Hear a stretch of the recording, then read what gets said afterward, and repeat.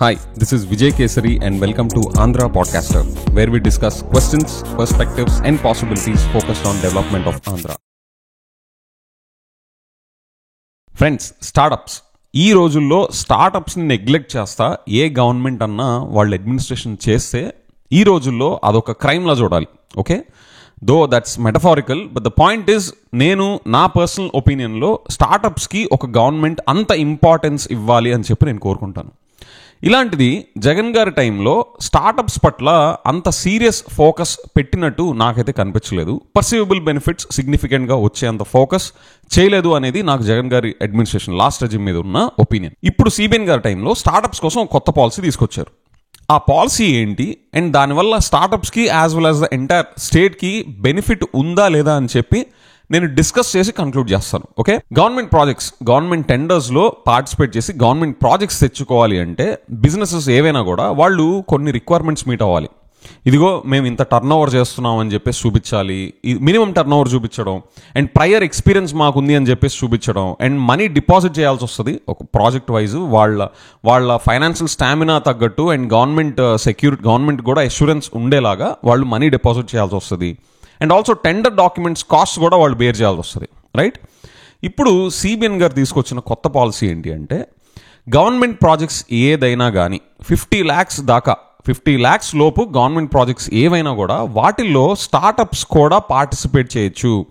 పెద్ద పెద్ద కంపెనీస్తో సరి సమానంగా స్టార్టప్స్ కూడా పార్టిసిపేట్ చేయొచ్చు అని చెప్పేసి వాళ్ళకి రిలాక్సేషన్స్ ఇచ్చారు. ఆ రిలాక్సేషన్స్ ఏంటి? ఈ టర్న్ ఓవర్ ఇంత మీట్ అవ్వాలి అనేది ఏమీ లేదు. 0 టర్న్ ఓవర్తో కూడా వాళ్ళు పార్టిసిపేట్ చేయొచ్చు. ఆ ఫీల్డ్లో ఎలాంటి ఎక్స్పీరియన్స్ లేకపోయినా కూడా వాళ్ళు పార్టిసిపేట్ చేయొచ్చు. ఎలాంటి మనీ డిపాజిట్ చేయని అవసరం లేదు. అండ్ ఆల్సో ఆ టెండర్ డాక్యుమెంట్స్ కాస్ట్ కూడా గవర్నమెంటే వేవ్ ఆఫ్ చేసేస్తుంది. ఇది ఇప్పుడు సిబిఎన్ గారి గవర్నమెంట్లో ఇప్పుడు లేటెస్ట్గా స్టార్టప్స్ని ఎంకరేజ్ చేయడానికి తీసుకొచ్చిన పాలసీ. ఇది వినగానే ఏమవుతుందంటే నాకు ఒక కన్సర్న్ వచ్చింది. అరే, స్టార్టప్స్ని ఎంకరేజ్ చేయడానికి ఇది బాగుంది, కానీ ఇలాంటి రిక్వైర్మెంట్స్ పెట్టిన దాని పర్పస్ ఏంటి? గవర్నమెంట్ ప్రాజెక్ట్ ఒకటి అవార్డ్ చేశాక, లెట్సే నేనే గవర్నమెంట్ ప్రాజెక్ట్ ఒకటి తెచ్చుకున్నాను అనుకోండి, వీడు అసలు చేస్తాడా చేయడా, వీడికి అసలు అది ఎగ్జిక్యూట్ చేసేంత ఫైనాన్షియల్ స్టామినా ఉందా, ఆ కేపబిలిటీస్ ఉన్నాయా, ఇవన్నీ టెస్ట్ చేయడానికి, ఇవన్నీ కన్సిడరేషన్లోకి తీసుకోవడానికి కదా ఆ ఎంట్రీ బ్యారియర్స్ అంతా పెట్టింది. ఇదిగో టర్న్ ఓవర్ రూపంలో, ఎక్స్పీరియన్స్ రూపంలో, అండ్ ఆల్సో ఈ మనీ డిపాజిట్ చేయడం కానీ, టెండర్ డాక్యుమెంట్స్ కొనడం, ఇవంతా కూడా these are indicators for, let's say, a person like Vijay is really capable to handle government project or not కదా. ఇలాంటివన్నీ రిలాక్స్ చేసేస్తే ఎవరు పడితే వాళ్ళు వచ్చేస్తే గవర్నమెంట్ ప్రాజెక్ట్ వచ్చిందనుకోండి వాళ్ళకి, అప్పుడు ఏంటి, వాళ్ళు సగంలో తీసుకొని మొదలుపెట్టి దాని తర్వాత వదిలేసే chances and also public money time అంతా కూడా వేస్ట్ అవుతుంది కదా అనే కన్సర్న్ నాకు వచ్చింది. కానీ వీళ్ళు ఏం క్రైటీరియా పెట్టారు అంటే ఇవి రిలాక్స్ చేశారు.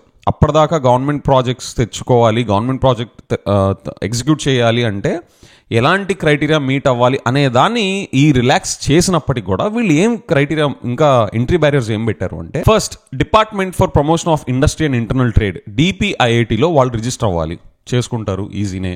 నెక్స్ట్ వాళ్ళ ఆఫీస్ ఆంధ్రప్రదేశ్లో రిజిస్టర్ అయ్యి ఉండాలి, ఈజీనే. నెక్స్ట్ వాళ్ళ product or service should be available in the market at the time of issuance of the tender. Okay, వాళ్ళు టెండర్ ఇష్యూ చేసే టైంకి వాళ్ళ ప్రోడక్ట్ కానీ సర్వీస్ కానీ మార్కెట్లో ఆల్రెడీ అవైలబుల్గా ఉండాలి. ఇదిగో మేము ఇప్పుడు టెండర్ వేస్తున్నాము, ఇంకో 3 to 6 months రెడీ అయిపోదు ప్రోడక్ట్ అంటే కుదరదు. ఆ టెండర్ వేసే టైంకి ప్రోడక్ట్ అండ్ ఆర్ సర్వీస్ రెడీగా ఉండాలి. Next the startup should have secured winner or runner up status in any international, national or state level innovation challenges or hackathons. Okay, international, national and state లెవెల్లో జరిగే innovation challenges కానీ హ్యాకథాన్స్లో కానీ వాళ్ళు either విన్నర్గా అన్నా వచ్చి ఉండాలి ఆర్ రన్నర్ అప్ స్టేటస్గా అన్నా వాళ్ళు తెచ్చుకొని ఉండాలి already. Okay, next they should have received grants or funds of 25 lakh and above under any national or state supported schemes or programmes. హిస్టారికల్గా వాళ్ళు 25 lakhs కన్నా ఎక్కువ గ్రాంట్స్ ఆల్రెడీ తెచ్చుకొని ఉండాలి ఇన్ ఎనీ నేషనల్, కంట్రీ లెవెల్లో కానీ స్టేట్ లెవెల్ స్కీమ్స్ ఆర్ ప్రోగ్రామ్స్లో. దీనివల్ల ఏంటి, హిస్టారికల్గా వీళ్ళ మీద ఒక రకమైన స్క్రూటినీ అండ్ వాళ్ళు ప్రూవ్ చేసుకున్న ట్రాక్ రికార్డ్ కూడా ఉండాలి అనేది ఇక్కడ డెమాన్స్ట్రేట్ అవుతుంది. అండ్ లాస్ట్ ఇక్కడే నాకు కొంచెం బాగా హార్డ్ హిట్టింగ్ అనిపించింది స్టార్టప్స్ పట్ల. అదేంటి అంటే they should have a patented technology are product currently available in the market. Okay, so దీని గురించి మాట్లాడతాను. సో ఇప్పుడు మీరు చూసారు కదా, ఇప్పుడు దాకా వాళ్ళు ఇప్పుడు సిబిఎన్ గారి గవర్నమెంట్లో ఈ స్టార్టప్స్కి ముందు ఆ 50 lakhs దాకా ప్రాజెక్ట్స్లో పార్టిసిపేట్ చేయొచ్చు అని చెప్పేసి, అప్పటిదాకా ఏ కంపెనీస్ అయినా కూడా పార్టిసిపేట్ చేయాలంటే ఉండాల్సిన రిక్వైర్మెంట్స్ని రిలాక్స్ చేసేసి కొత్తగా entry requirements or entry barriers ఏం పెట్టారు అంటే, చూసారు కదా, రిజిస్ట్రేషన్ ఆంధ్రాలో చేసుకుంటారు, డిపిఐఐటీలో కంపెనీ యూజ్ చేసుకోవడం ఇదంతా ప్రాబ్లం కాదు. కానీ వాళ్ళు ఇక్కడ పెట్టిన very I could see their deep thought that went behind not allowing junk companies and junk మ్యాల్ ఇంటెంట్తో వచ్చే ప్లేయర్స్ని అవాయిడ్ చేయడానికి వాళ్ళు ఈ ఎంట్రీ బ్యారియర్స్ చూడండి. వాళ్ళు హిస్టారికల్గా గ్రాంట్స్ ఒక 25 lakhs మినిమం తెచ్చుకున్నారు. 25 lakh గ్రాంట్స్ తెచ్చుకుంటే అంత ఆషామాషి ప్రోడక్ట్ స్టార్టప్కి అయితే రాదు అది. ఓకే, అండ్ ఆల్సో వాళ్ళు winner or runner up status తెచ్చుకొని ఉండాలి. హిస్టారికల్గా ఏమన్నా innovation challenges at state level, national level జరిగిన ఆర్ ఇంటర్నేషనల్ లెవెల్లో హ్యాకథాన్స్ కానీ ఆ ఇన్నోవేషన్ ఛాలెంజ్లో వాళ్ళు తెచ్చుకొని ఉండాలి. ఇవంతా కూడా ఆషామాషి వాళ్ళకి రావు. Okay, so I'm really happy that, అంటే ఒక కన్సర్న్ ఏంటి, ముందు అప్పటిదాకా ఉన్న రిక్వైర్మెంట్స్ రిలాక్స్ చేస్తారంటే ఎవరు పడితే వాళ్ళు వచ్చేస్తారు అన్న దానికి చాలా serious and merit based entry barriers పెట్టారు, which is an excellent thing. Okay, I loved it. ఇంకోటి నాకు ఇక్కడ ఇబ్బందిగా హార్డ్ హిట్టింగ్ అనిపించింది ఏంటి అంటే ఇదే, they should have patent technology on product అన్నారు కదా. So this is slightly this my personal experience or నా పర్సనల్ అబ్జర్వేషన్లో వచ్చింది ఏంటి అంటే, ఈ పేటెంటెడ్ టెక్నాలజీ కానీ ఒక ప్రోడక్ట్ కానీ ఒక టెక్నాలజీ వాళ్ళు క్రియేట్ చేసిన టెక్నాలజీ కానీ పేటెంట్ తెచ్చుకోవడం అంత ఈజీ కాదు. ఎస్పెషలీ ఇండియన్ కండిషన్స్లో ఆ పేటెంట్ ఫైలింగ్ ప్రాసెస్, దానికి సంబంధించి నెక్స్ట్ అది తెచ్చుకునేదాకా it's not an easy thing. It may take months and years all together. So ఇది కూడా ఎంట్రీ బ్యారియర్లో పెట్టడం అంటే స్టార్టప్స్ అంత I don't know, startups patented technologies patented products పెట్టుకొని ఎంతమంది ఉంటారు? సో అంటే దీని వెనక ఇంటెంట్ చాలా బాగుంది. ఏది, వీళ్ళు అల్లాటప్పాగా వచ్చి గేమ్ ఆడితే కుదరదు. గవర్నమెంట్ ప్రాజెక్ట్స్ కానీ గవర్నమెంట్ వర్క్స్ని ఎగ్జిక్యూట్ చేయాలంటే ఎవరు పడితే వాళ్ళు వస్తే కుదరదు. సీరియస్గా వాళ్ళ దగ్గర మెరిట్ బేస్డ్గా వాళ్ళ ట్రాక్ రికార్డ్ ఉండాలి అన్న స్పిరిట్ మిగతా వాటిలో కనిపించింది. కానీ పేటెంటెడ్ టెక్నాలజీ ప్రోడక్ట్ అనేది ఇట్స్ లైక్ ఇంకా వెరీ సీరియస్ ప్లేయర్స్ అయితే తప్ప ఆ పేటెంట్స్ తెచ్చుకొని ఆల్రెడీ ఉండరు.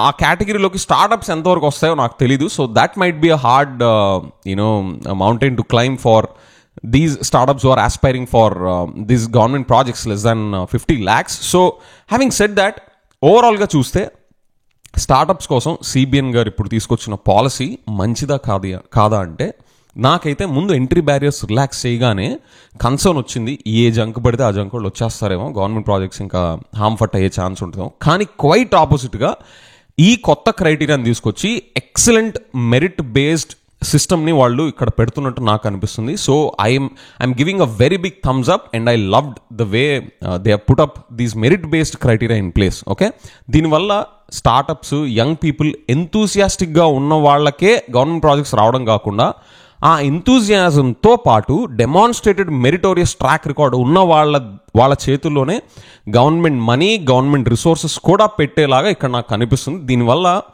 స్టార్టప్స్ బూస్ట్ అవడమే కాదు, ఇలాంటి స్టార్టప్స్, ఇలాంటి మెరిట్ బేస్డ్, ఇలాంటి హై ఎంట్రీ బ్యారియర్స్తో మెరిట్ బేస్డ్ స్టార్టప్స్ అనేవి మన ఆంధ్రాలో పెడితే నా సామిరంగా అప్పుడు బాగుంటుంది.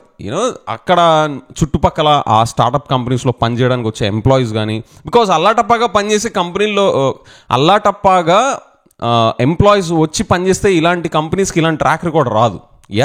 సో మంచి సీరియస్ ఎంప్లాయీస్ పనిచేసే కంపెనీస్ ఇక్కడికి వస్తాయి, స్టార్టప్స్ ఇక్కడ పెట్టాలని చూస్తారు, అండ్ వాళ్ళ చుట్టూతో ఒక ఎంటర్ప్రెన్యూరల్ ఎకోసిస్టమ్ ఇక్కడ క్రియేట్ అవ్వడానికి this is a lovely thing man.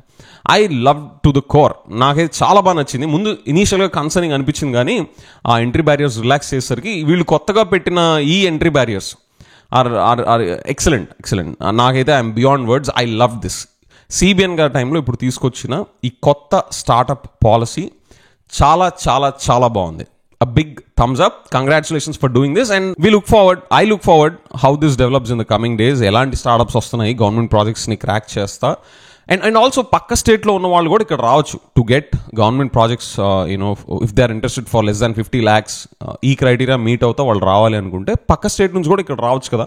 ఏముంది, వాళ్ళకి ఆంధ్రాలో ఆఫీస్ పెట్టుకొని రిజిస్టర్ ఇక్కడ చేసుకొని డిపిఐటీలో ఇక్కడ రిజిస్టర్ అయినట్టుంటే సరిపోద్ది కదా, if as long as they have the other qualifications.